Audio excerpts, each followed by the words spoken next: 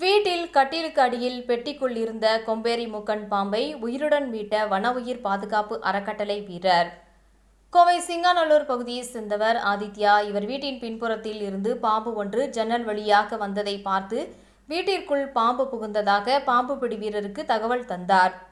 வன உயிர் பாதுகாப்பு மற்றும் இயற்கை பாதுகாப்பு அறக்கட்டளையை சேர்ந்த பாம்பு பிடி வீரரான மோகன் ஆதித்யா வீட்டிற்கு சென்றார். பாம்பை பார்த்தபோது பாம்பு இருந்த இடம் தெரியவில்லை.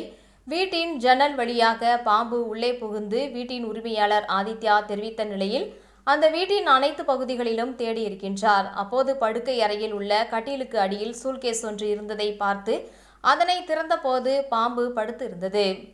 அந்த பாம்பு விஷமற்ற கொம்பேரி மூக்கன் பாம்பு என்பதும் தெரிய வந்தன.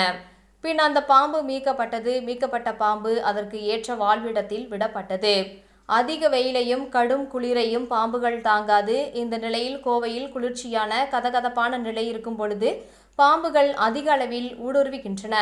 பொதுமக்கள் தங்களின் வீடுகளை சுத்தமாகவும் சுற்றுப்புறத்தை தூய்மையாகவும் வைத்துக்கொள்ள வேண்டும் என அறிவுறுத்தும் பாம்புபிடி வீரர் மோகன், பாம்புகளை பார்த்தால் பொதுமக்கள் சற்று விலகி இருந்து பாம்புபிடி வீரர்களுக்கு தகவல் தர வேண்டும் எனவும், அதனை அடிக்கவோ துரத்தவோ பிடிக்கவோ முற்படக்கூடாது எனவும் பொதுமக்களுக்கு வலியுறுத்தினார் என்பது குறிப்பிடத்தக்கது.